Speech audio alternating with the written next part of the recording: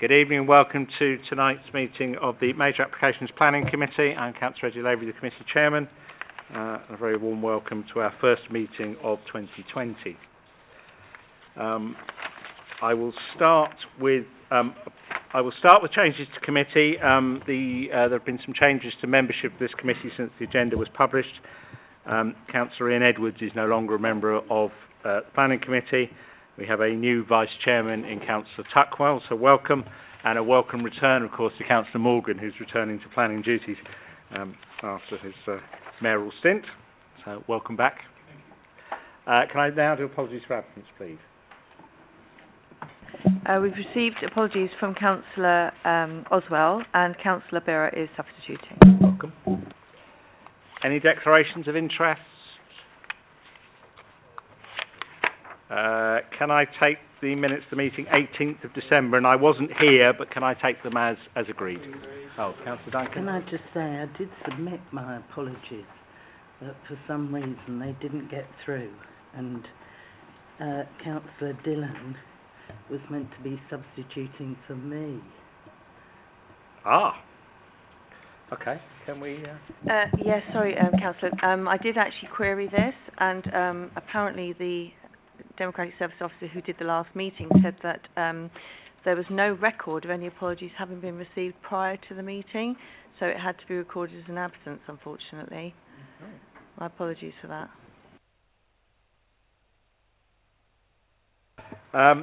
We are taking the agenda that was published by the Head of Planning, so the 4 items on the agenda are the ones we are taking. There are no additional items. They're all in Part 1. They're all in public. A very warm welcome to anyone who is following us on YouTube. This meeting is being transmitted live on the Council's YouTube site. Those of you in the audience are not visible. It's only those round this table. There are no petitions tonight, so there is no speaking rights for anyone apart from officers in the committee. If the fire alarm goes off, as we're not expecting a drill, we will assume it's for real. Fire doors that way and that way. Apart from that, I will just do the introduction to planning members and officers, and then we'll move off. I'll start on my left tonight. Councillor Morse, Councillor Duncan, Councillor Borough. And working down the table this way, we have Councillor Tuckwell, Councillor Higgins, Councillor Melvin, Councillor Goddard, and Councillor Morgan at the far end. The officer team tonight, slightly larger than usual. Richard Michalski, welcome back, is doing highways. Haven't seen you for a while. Mandeep Malhotra is presenting along with Meg Harani. They're kind of sharing duties tonight. I think, Meg, it's the first time we've seen you at Majors. We used to see you at North rather often. James Roger, the Head of Planning, provides advice as required. Liz Penny from Democratic Services is our clerk, and Kerry Munro is our legal officer. Introductions done, formalities done. Rural Activities Garden Centre. Meg, I think this is you. Yeah. Thank you, Chairman. This is an application at the Rural Activities Garden Centre on West Drayton Road.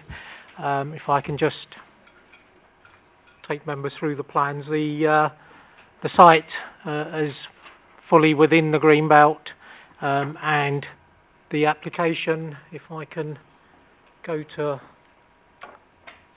this plan first, there's a number of strands to the application. There's a change of use of the shop here to a educational need, to educational building. There's a change of use of the cafe here to educational use, and there's a access point there, and then the provision of that access continues, and then there's a provision of these parking spaces and a new building to provide the cafe and shop use, and a new building here to provide storage and training facilities within it. As I said before, the site is fully within the Greenbelt. The existing use is a non-conforming use, and therefore any additional buildings, any additional uses that are provided on the site require consideration as to whether it is acceptable in the greenbelt. Clearly it's inappropriate development because it doesn't comply with the policies, the council's policies are set out in its new local plan, but also national policies and London plan policies. Therefore, the principle of the development needs to be considered in terms of a sequential test, and a sequential assessment has been done. And if I can point members to page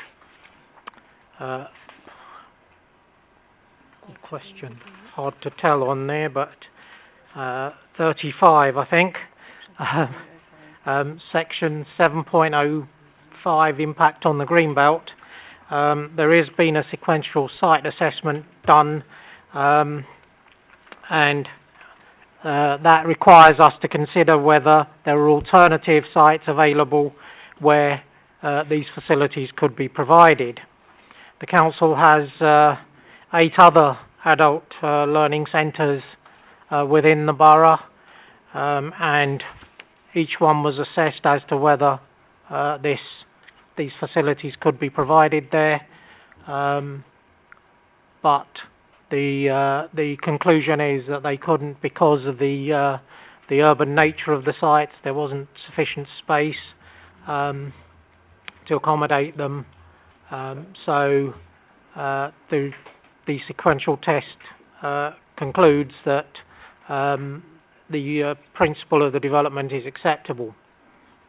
Following that, the officers need to consider the impact on the greenbelt and the potential to redevelop existing site. The potential to redevelop the existing site to provide the facilities, which would be, in essence, this particular area here. It was concluded that it wasn't possible to do that, as we need to continue the provision of adult education on the site, and to demolish those buildings and so on would mean that for some considerable period of time that facility wouldn't be available. In terms of the impact on the greenbelt, the plans have been amended to change the siting of the building and also to reduce the impact visually on the greenbelt by reducing the size of the buildings and their heights. In terms of the need for the facilities, the council has a requirement, a statutory requirement under the Care Act to provide a level of care to its residents, and members will see from pages 36 and 37 that the aim of the development is to provide an increase in the number of enrolments. You'll see that in the last academic year, out of 5,170 enrolments, 122 or 88 of the enrolments were at RAGC, 122 were at RAGC, and 88 of those had special educational needs. So the facility is required, and the officers have concluded that it is not possible to provide it on another site, and therefore they have attempted to reduce the impact of any development on the greenbelt to a minimum. So if I can just go through the plans.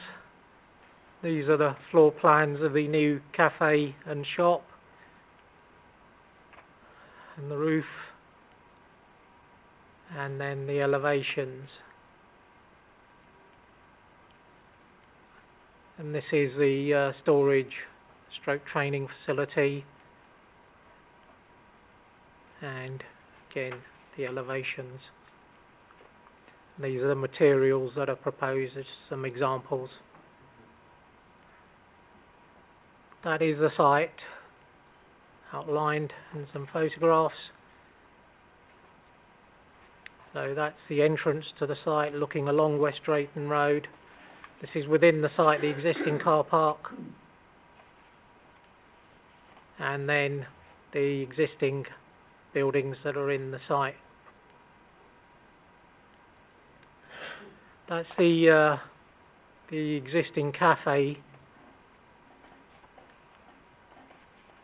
That is where the access will be provided approximately through there.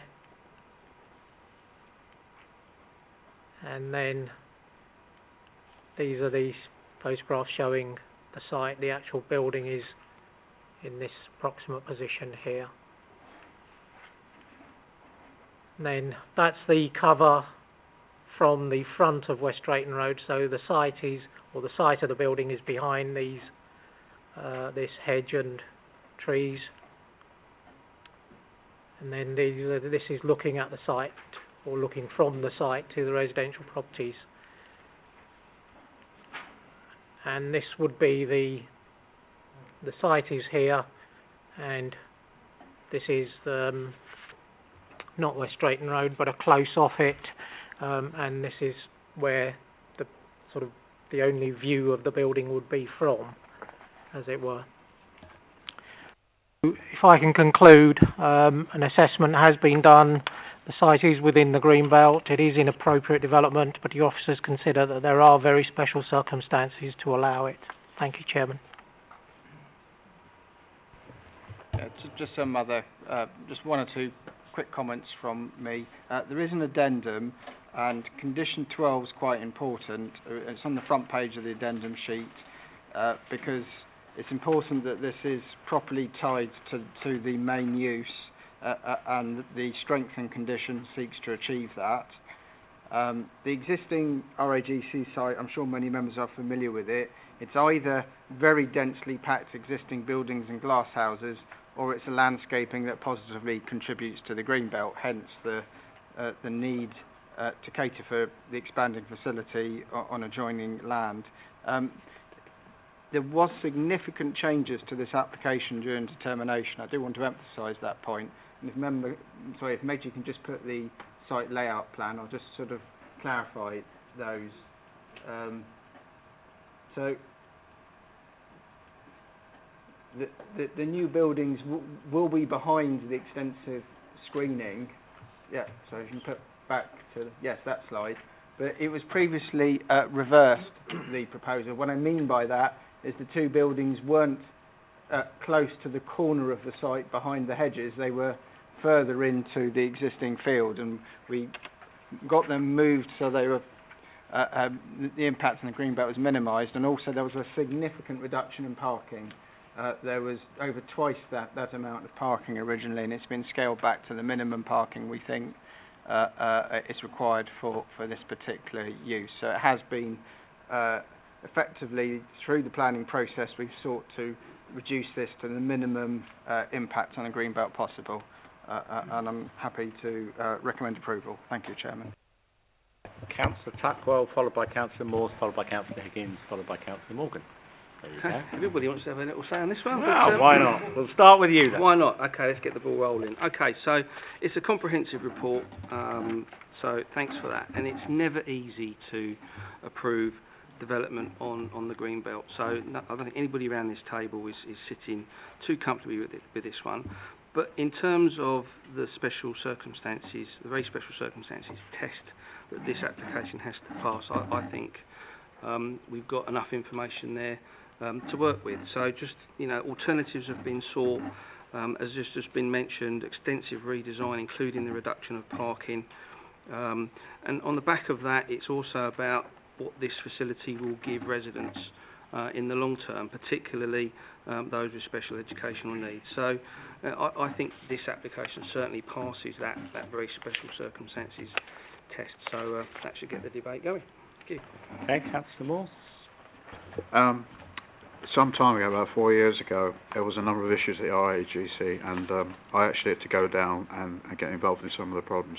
And I had an old mailbag from Eastcote Ruislip down to Pinkwell. And I was amazed at what this RAG centre does. It is, in my opinion, the jewel in the crown of Hillingdon. And it's difficult to convey to you, with people with this level of disability, what the centre does. It gives them a purpose in life. Some of these people can barely go on a bus to get there, but they can remember one bus route, yeah? And when they go there, the work they give them is totally impressive. And also, there's obviously people of milder learning difficulties, which it also facilitates. But I take the view that this is a truly exceptional situation, because I do agree with the sequential test placed by the planning officer. And I think on total balance, I know we have to meet the Care Act as well, it's a legal requirement, but I have to say that I was totally impressed with the work that takes place at this centre, and I'm totally agreeing with the officer's conclusion.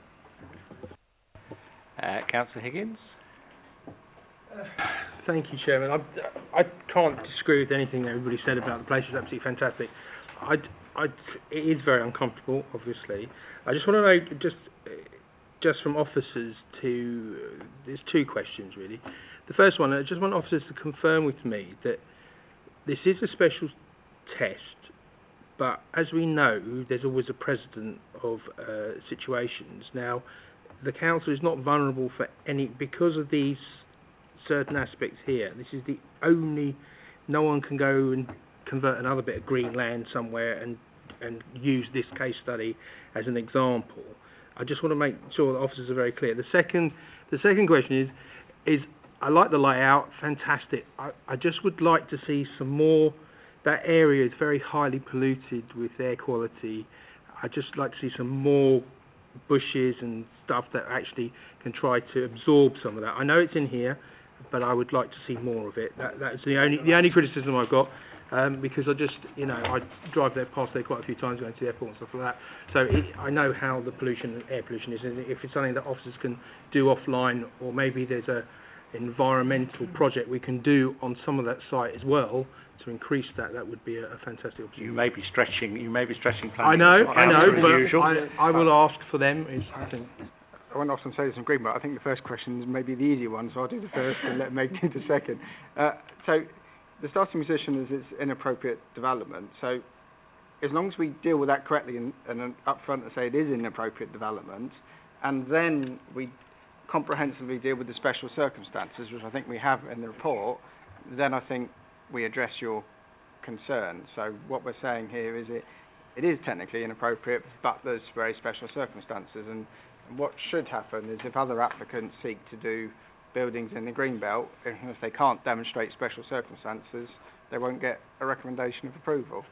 I think would be the simple answer. In terms of air quality and the possible planting and so on, we do have the landscape condition number 7, and clearly we can seek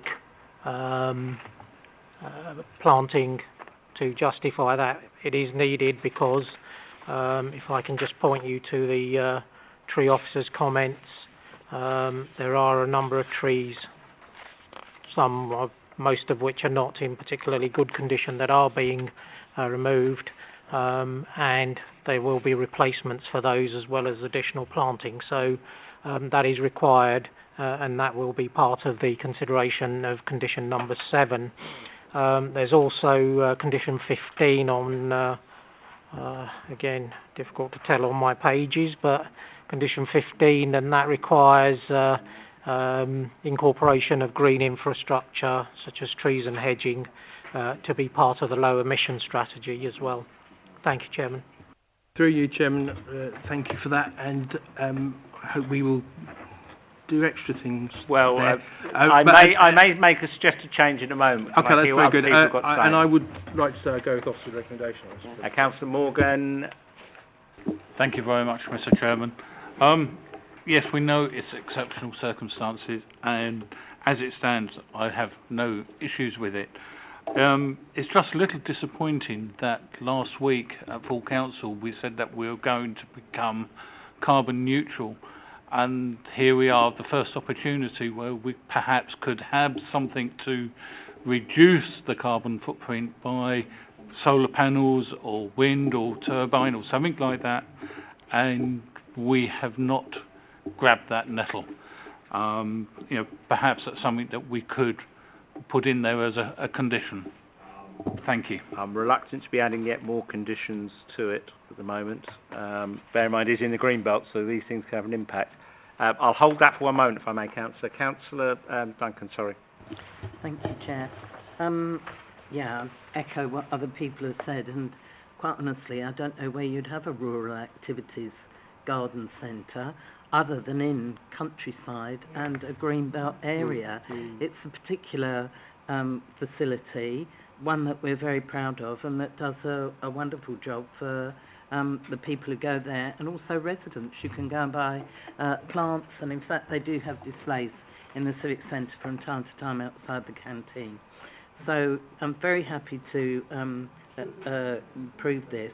I was just wondering whether the disabled spaces are opposite the building. You have to cross this road at the raised table, whether siting them on the same side as the building where people can get out and they're immediately on the pathway leading round to the shop and cafe might be a possibility. I did look at that, but I'm not sure that is a pathway. Yeah, they need to have a display area in front of the cafe, and the problem is we then push that loop further into the green belt. So the disabled bases, they go across the raised table. Yeah. And straight down the path. I know they're not right in front, and I know in theory members could say delegate a plan that moves them further in front, but my fear is you'll end up pushing the whole thing further into the green belt. So I was just talking about this because this is in a different colour and appears to be, pavement, footpath sort of area. Is it? Yeah, that's it's my question. It's not in the key, unfortunately. But I was just thinking, people get out here and they're immediately on this footpath. There's no having to cross road or cross anything here. And that just might make it easier for some blue badge users. I think, Chair, if I may intervene, to the best of my understanding, that particular area will be used for the outdoor displays of various plants. So it'll be quite a transient mobile area, which will be really a selling point for... I'm not talking about this. I'm not talking about that. I Right. understand that. I'm talking about this colour, the same as... Is that actually a path, pathway. I think, is the question Well, we need it to looks establish. like a path because it actually goes to the entrance. It could well be. So I'm assuming, although it's not in the key, that it is, because you've got to provide a footpath. And also people coming here to put on the displays would walk along safely. They wouldn't walk in the road, would they? No. So, I agree with you. I think it is a footpath. yeah, it looks like it is, doesn't it? It's definitely a footpath. What I don't know is whether it's done more like a shared surface, which means there's not a curb or not, but it's definitely a footpath. I think I confirm it will be a shared surface, but with different coloured paving The point to delineate. the point is it won't have the display on those because the display, No. outdoor display Absolutely area is correct, shown in yeah. a different No. colour. It's merely a suggestion. I just think that is going to be easier, and it's our own site, so we can do it. It's just easier for people to get out here, come on this path. They don't have to go into anywhere where there are cars manoeuvring at all. I think I do see the councillor's see view what on I'm this. saying? It seems logical, absolutely. However, I think with the disabled bays on the other side, there's a shorter distance essentially to walk, although it's looped round over the walking distances. I have a suggestion, Over the raised given that the authority is the developer here. We're not going to resolve it one way or the other tonight. Can I suggest, and I looked at this when I looked at this as well, and did wonder whether they'd be better on that side. I can understand why they've gone for the other version. Can we? What I would suggest is that when we approve this, we approve it with a rider that asks the head of planning just to review it with officers to see whether it is possible and whether we have got the disabled bays in the right place. Because without the knowledge of the surfaces and how they're all going to be constructed, we can't tell. But it may be there's a better route. Through you, Chairman, I think the reason it's not there is because there is actually trees and those round things. Yeah, it and is. I think that the reason is that it was put on the other side because those trees would have to be taken out because the foliage would drop, catch into wheels and stuff, and make it very Well, awkward. let's just. It's worth asking the question just in case that isn't the case. I can get Ali Kashmiri to help. Before members go into a vote, I do think we should add the pollution absorbent wording to condition 7. Yes, please. It seems to have got lost, and it does tie in with Councillor Higgins' comments. I noticed it has appeared elsewhere on the agenda, but not for condition 7 on this one. That saves me adding it. Thank you. For That's that. the other thing I would have. Yeah, I thought you would have, suggested. sooner or later. Apart from that, are we comfortable? Yeah. I think we've got most things. We all know it's a facility that's much valued by residents. A proposer, thank you, Councillor Higgins. I think I see a seconder as well. I see 2 seconders. I'll take Councillor Melvin as I was looking down that side on this occasion. All those in favour, please clearly show me. Thank you very much. That one's approved.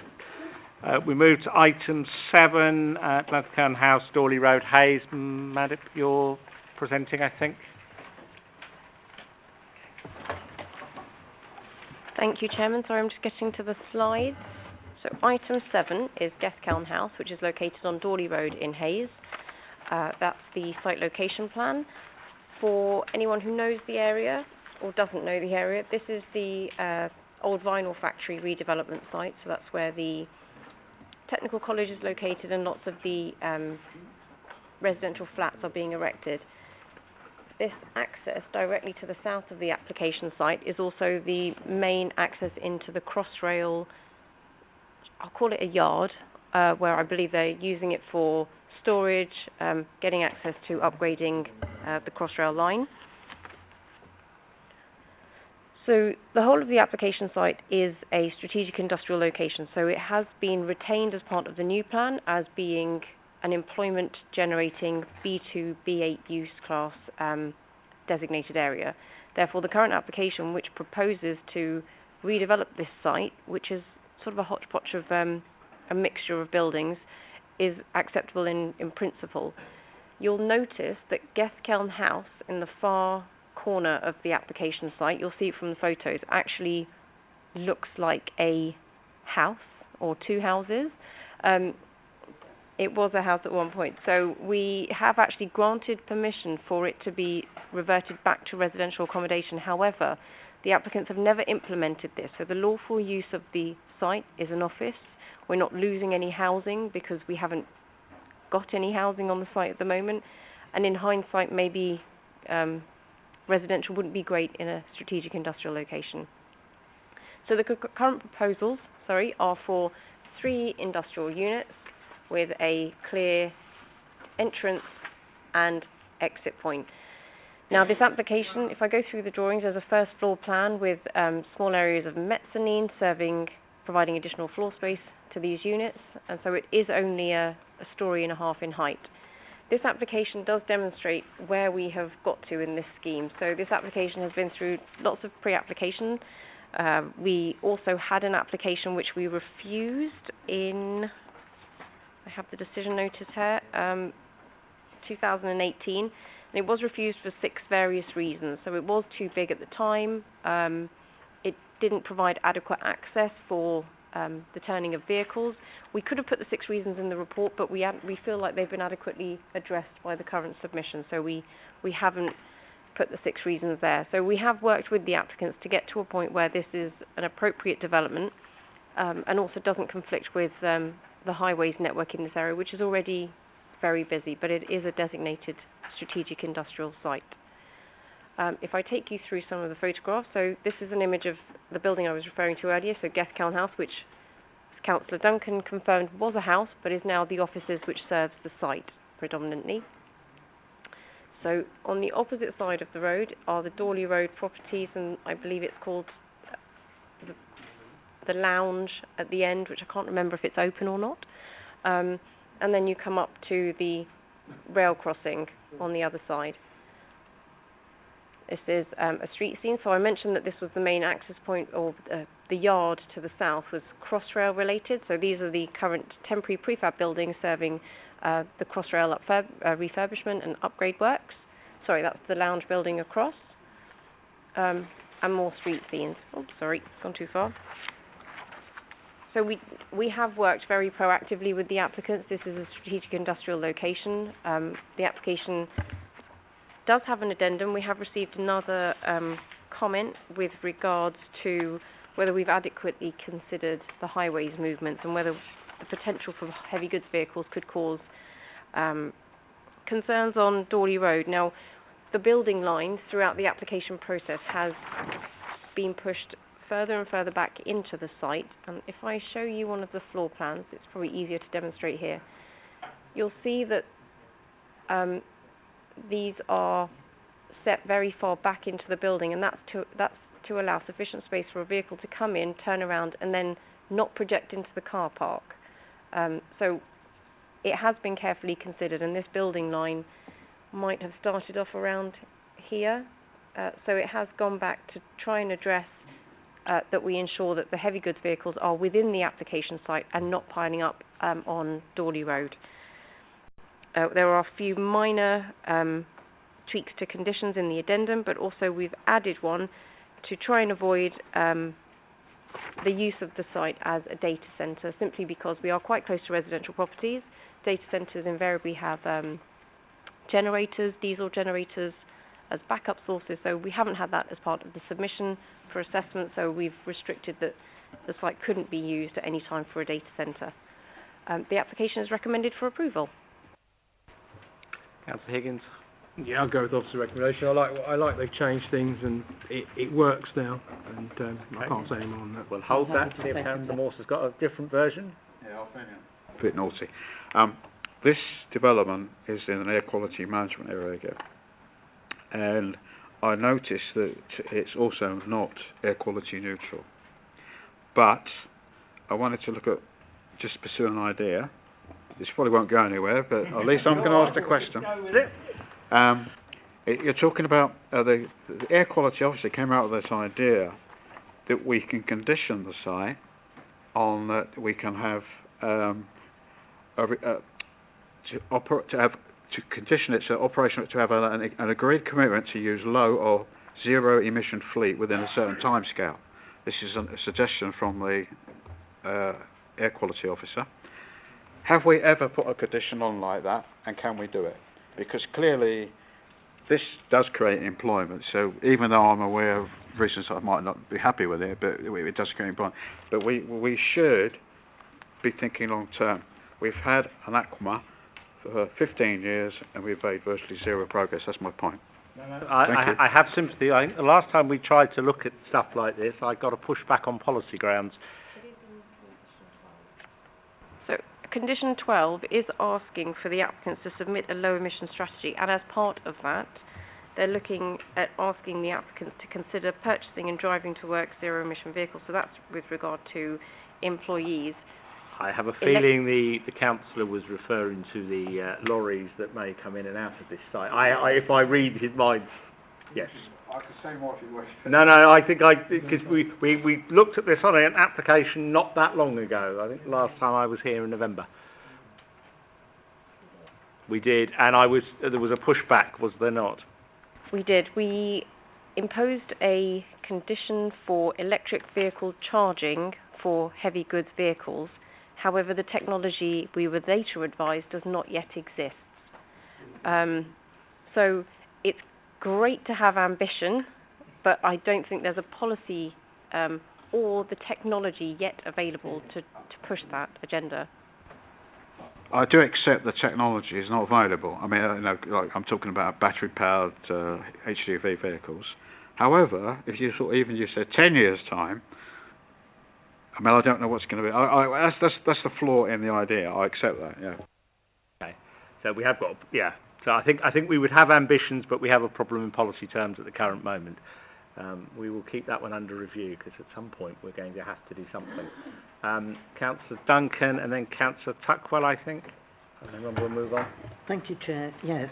I just wanted to confirm that there are charging points for normal vehicles. I would have asked about heavy goods as well, but that's been covered.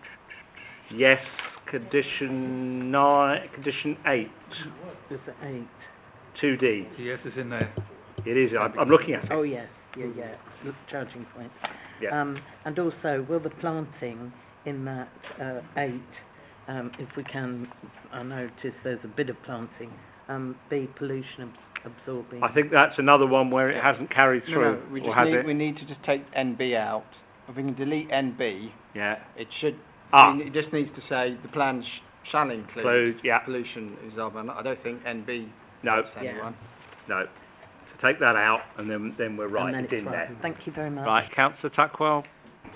Just to keep on the theme, I think we, again, knowing that the technology is there, but Euro 6 engines are certainly quite efficient for low emissions. But just wondering if we could beef that up. Certainly vehicles that are waiting to be loaded or unloaded, whether we could put in there something about idling. Can we hang that on a policy, is my question to officers? I'd agree with the sentiment entirely, but I'm wondering if we've got a policy we can hang it on.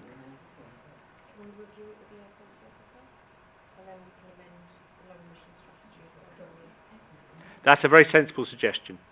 I like that one. Assuming this is approved in a moment, I do already have a proposal on the table. I just need a seconder. Can I ask that we ask officers to look at condition 12, which is the low emission strategy, in relation to both Euro 6 engines and idling, and see if there is anything more we can do. Councillor Higgins. I really do love the sentiment, and I really do. I just think, business is hard enough. They have to come up with a strategy.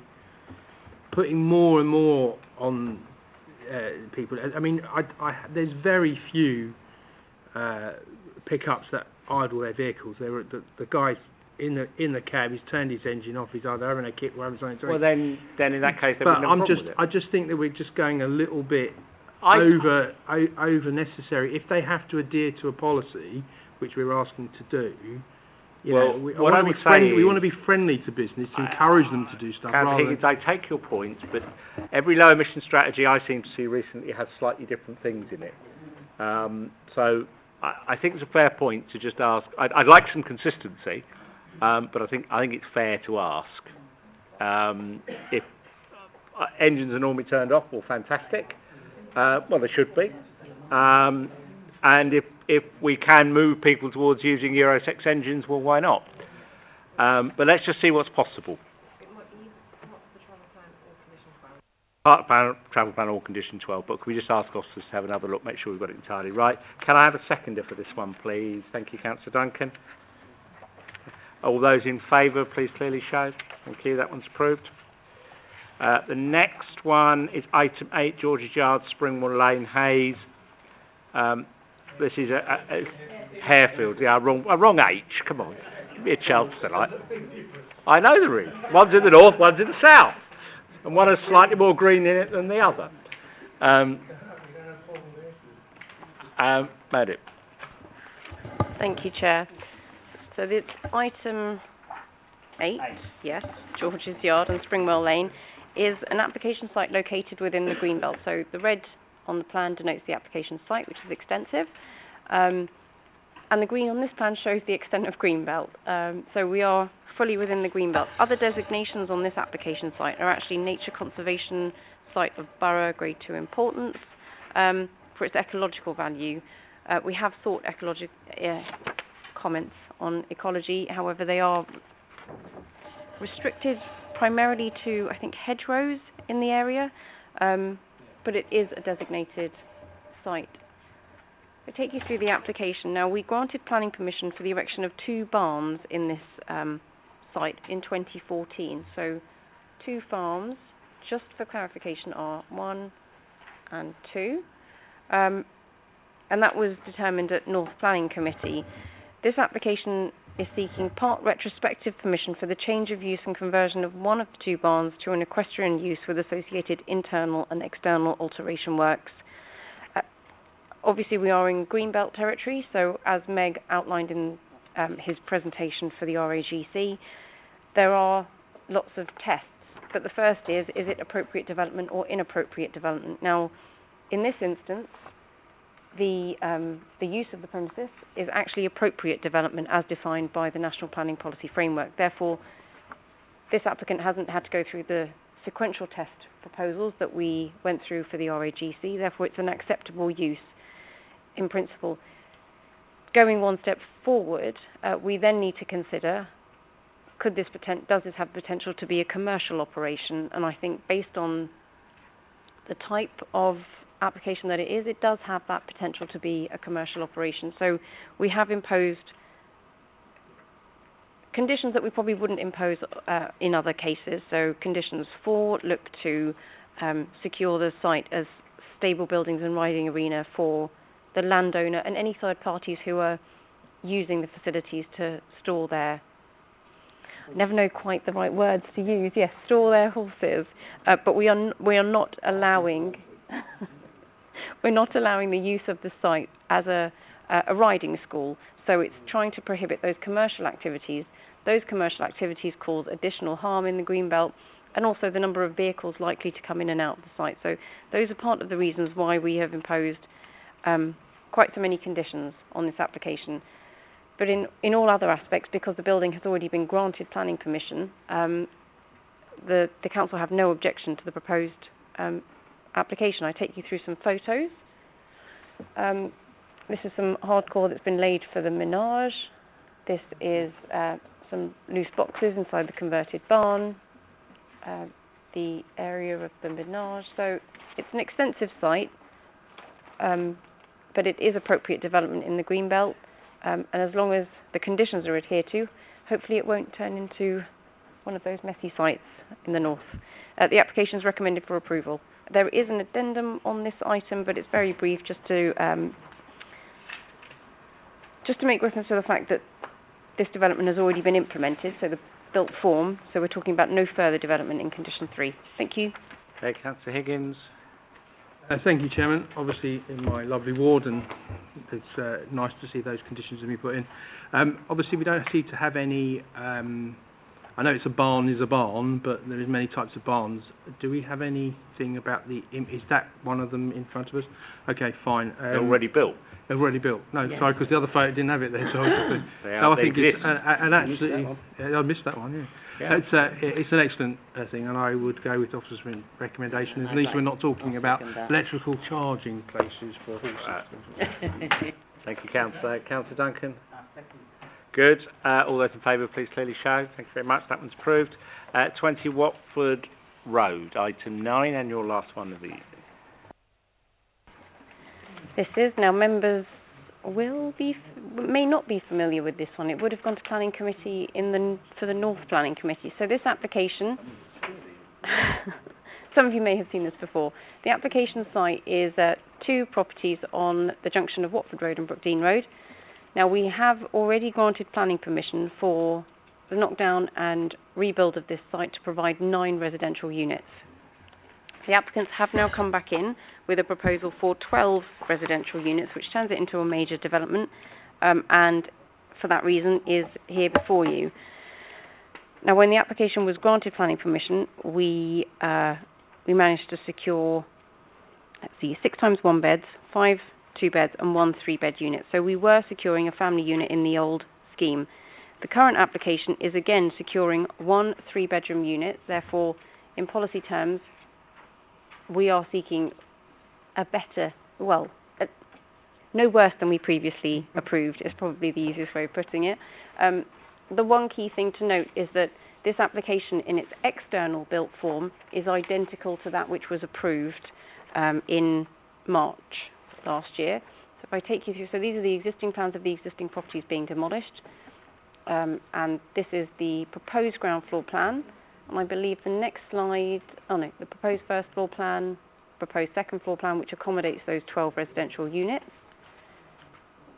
And this is the as-approved ground floor plan, and I assure you it's identical. I haven't done the overlay that I normally do, but there is no change to the windows, to the size of the building, to the depth of the building, or to the roof form. And these are the as approved. If I take you through the front elevation, now what we have done, just to confuse you ever so slightly, is the first slide shows the proposed front elevation as approved. No, it's not worked.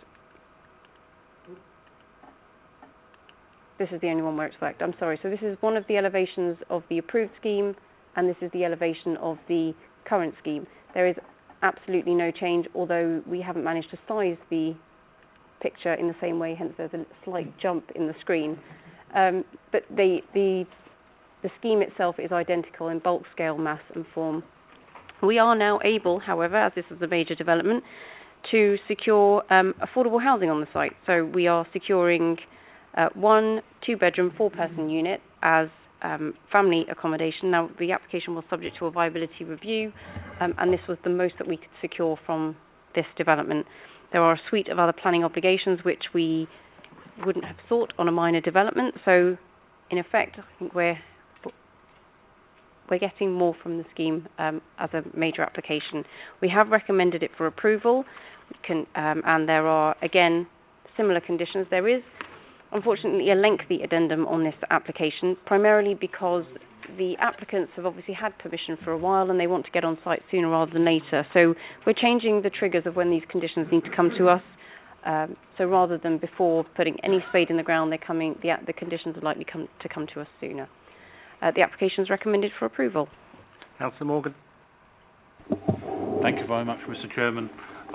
No, I've not seen these before. That's because you've been missing for a while.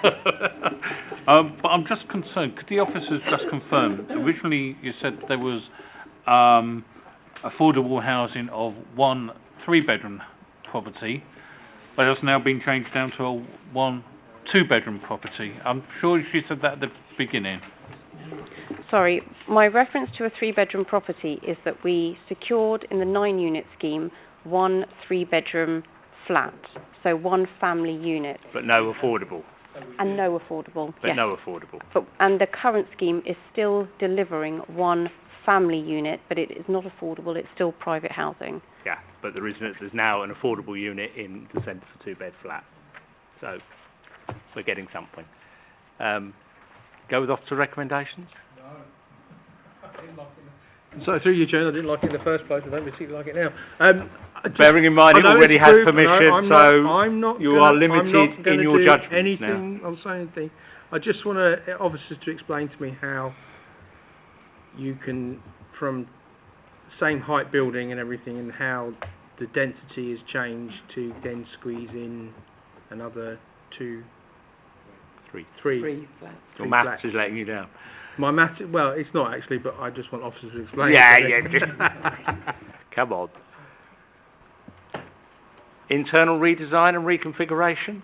And I'm only helping here. The 9 units would have been oversized against the minimum floor space standards, but they can be greater than the minimum, and therefore these are achieving efficiency. These are closer to the minimum standards. Thank you. Through you, Chairman, that means your officers are telling me none of them are under the minimum standards. Yeah? Right, fine. Councillor Goddard. Chairman, thank you. I really want to echo Councillor Higgins' observations. I mean, it seems to me not only is this greater density, but also the amenity space, I think, is very limited on this development. The whole thing feels as though it's pushing a quart into a pint pot. It is, yeah. Yeah, we tried an amenity space argument on a refusal for 10, and the planning inspector demolished it comprehensively. So that is a problem we have. Thank you, Chair. I'm grateful to my colleague opposite for raising this point. I see on page 142 of the report that it goes into the reasons why this was considered acceptable. I do think that this is very unacceptable to have amenity space, communal amenity space, and the only communal amenity space is at a road junction where, yes, you take your children out to sit outside to play on a nice day, and there are fumes and pollution pouring in on them. Wonderful. So there's no screening at all for that. So I do hope that, I think it's in the condition that the planting here will be pollution absorbing. But the only reason the inspector seemed to give for this was that it was the same as Saxon Court opposite and others in the area. Well, based on that, are we ever going to depart from this then? Is this to become something, that is acceptable throughout the borough whenever it's done? I know that we can't argue with this, and I'm going to vote for this because I understand the legal constraints. I'm not happy about it, and I've expressed that unhappiness here. But please, when we get these unacceptable decisions, please, would officers or the head of planning write to the inspectorate pointing this out, and that we do not want this inspector judging things in Hillingdon again. I know that they will never agree to that, but in fact, when that happened in my time when I was an officer here, we never did get the same inspector again. So there was a tacit understanding that perhaps this person hadn't understood the area and got it right. But if we don't complain about bad decisions, that we're never going to work towards getting better decisions here, if I can put it that way. No, I have total sympathy and I would have picked all sorts of issues out of this one, but having read the appeal inspector's comments, I realised we were backed into an absolute corner, and therefore we have no grounds really but to go with officer recommendations. So can somebody take me forward on that basis? Councillor Tuckwell, are you going to take me forward? Thank you, Chairman. Yeah, great comments around the table, but our hands are tied, and I'm happy to move officer's recommendation. Thank you. All those in favour, please show. Thank you very much. Are you against or abstaining? Thank you very much. Thank you all for your time. 10 to 7, we are done.